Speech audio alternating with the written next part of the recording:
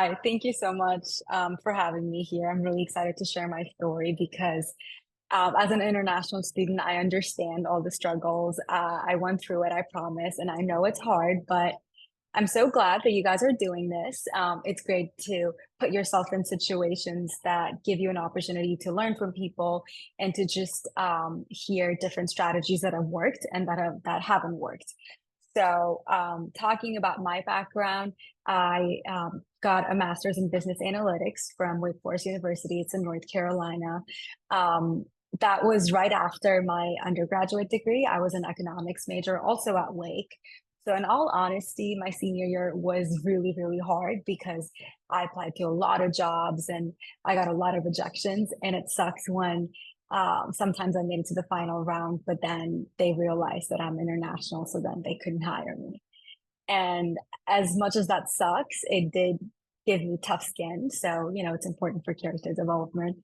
And I just had to keep going. But eventually I realized that since my economics degree wasn't a STEM degree, so I would have only had 1 year of OPT and companies didn't really like that. So then I realized maybe if I got a master's in a STEM degree, then that would give me more of an opportunity. And also at that point in my academic career, at least, I realized that I really like data because I like to think of myself as a little detective. And as I got more into my econ classes, I really enjoyed working with data and I wanted to learn more of analytical techniques that I heard about. So it was really cool. I loved the business analytics program. It was only 1 year and I learned a lot of different tools like Python, SQL, um, advanced Excel, lots of financial modeling, things like that. So one thing that I can say is if you want to differentiate yourself, just have a lot of tools in your toolkit. And whatever job you do, most companies have their own specific tools that they use, but they do like to see that you're accustomed to knowing different tools. And so you can learn fast. And that's something that's really important because it's not necessarily that you're going to use SQL at your job, but you know how to work with different tools and techniques and work with different people. Um, so my job search process, the way I did it senior year was different than the way I did it in grad school. Both of those times I used Handshake a lot and also LinkedIn. But when I was in grad school, I became obsessed with the career center at my university. I had a career coach assigned to me, but I would email her every week. I would bother her and say, "Hey, Sally, do you have any jobs that I should apply to?" And she was so nice. I love her. And it was nice to know that someone was rooting for me. And also, she was my accountability partner. I knew I had to apply to a certain number of jobs. I knew I had to connect with a certain number of people every week. And again, with school, it gets hard. I understand. And there were definitely some weeks that were worse than others, but I just constantly had to apply. And in my mind, initially, I thought, oh, maybe if I do 40 jobs a week, that would get me one. It's a numbers game, but it's really not. It really comes down to forming good relationships with people.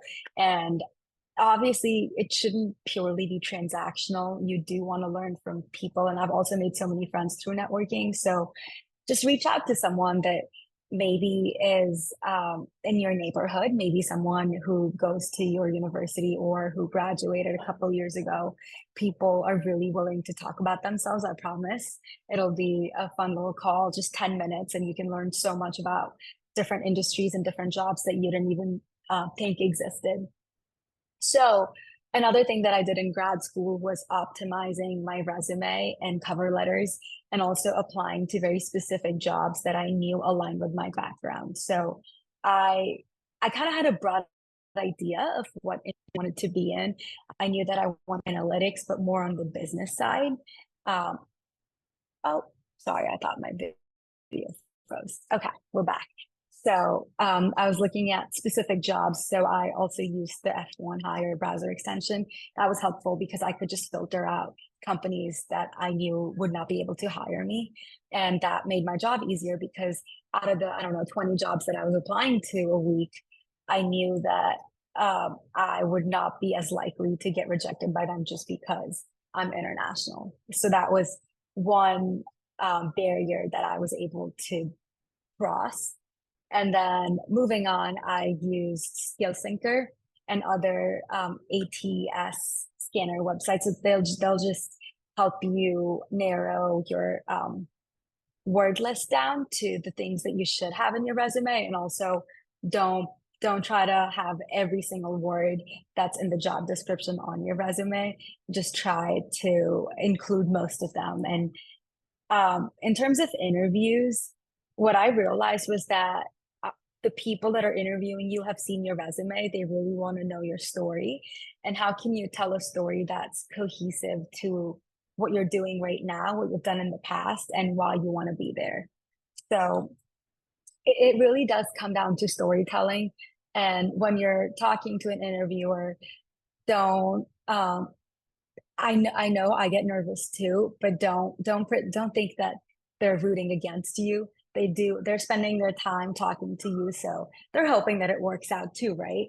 So just try to pretend that it's a friendly conversation, be professional, of course, and then after any interview that you have, maybe shoot them an email, maybe shoot them a LinkedIn text, something, just to thank them for their time. And even if you don't get the job, at least I'm hoping that was a good conversation with someone who works at a company that you were at least interested in at some point, and maybe you'll learn something from them.